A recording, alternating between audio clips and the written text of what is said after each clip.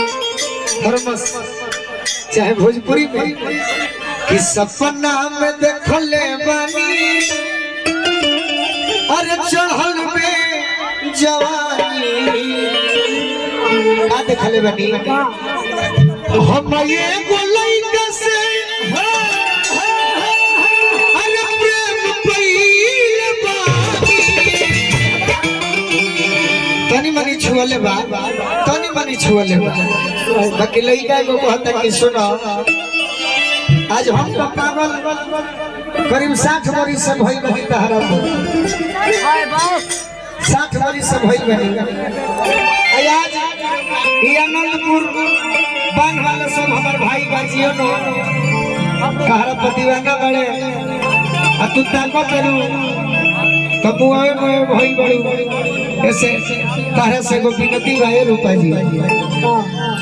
जी तारे से गो आग्रह बा एक लाइन में कहो कि मरही के बाटे तो अरे मार दो नजार से तने हो बाबा घेर नैया वाला कटिंगवा ना ठोकरवा ना घेर नैया वाला तो कहे के मुआवेलू नजरिया के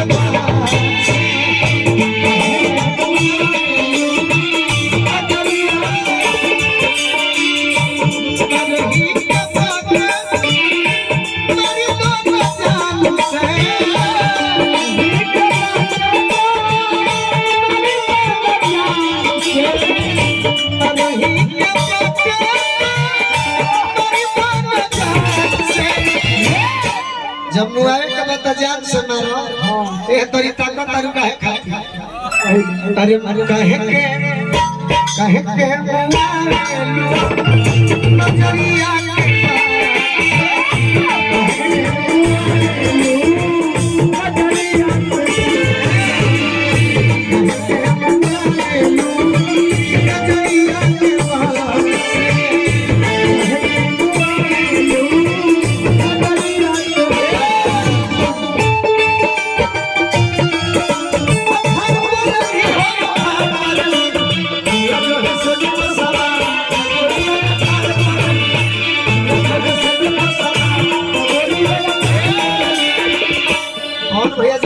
बजौला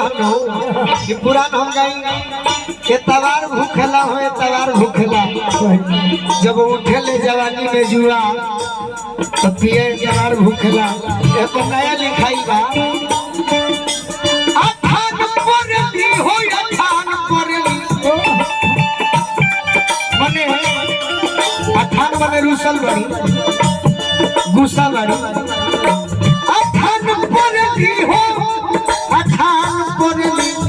काहे खाती जब पिया जो है से पसंद कोरिया खान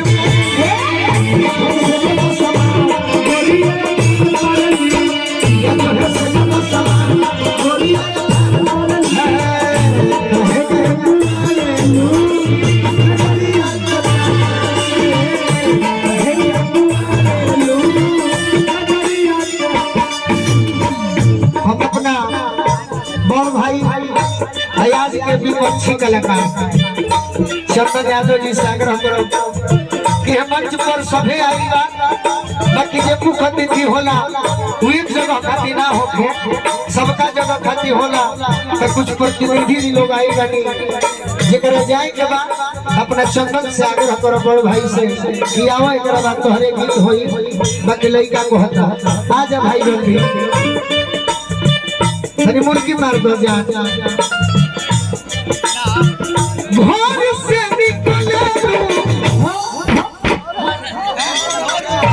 सजी सवार के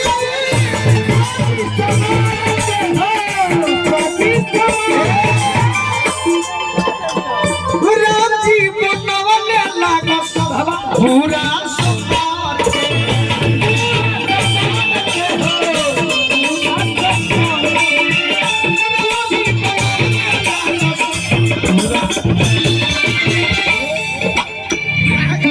बुद्धि फेल कइले बारे बुद्धि फेल कइले बा जब बुद्धि फेल होके तो कर सारे कम कथनी सा बुद्धि फेल पहिले बुद्धि फेल पहिले बुढ़ावा जवान के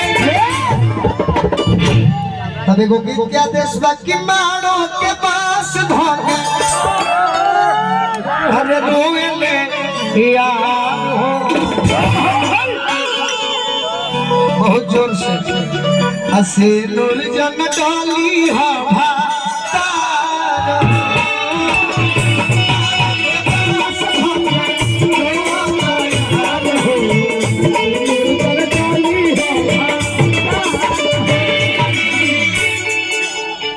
बहुत देर से रोक के रखले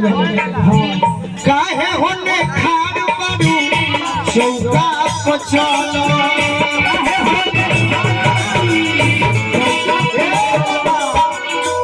कि बाबूजी के छोड़ा ठीक है दिवारी जी आओ खड़ा हो बाबूजी के छोड़ा हाथ पिया के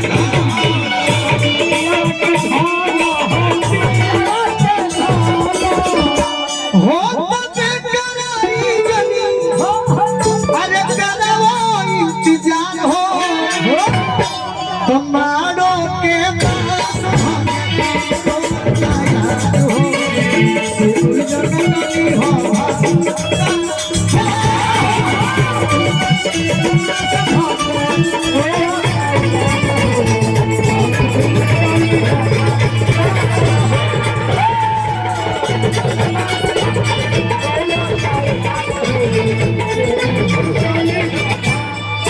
हेलो हेलो हेलो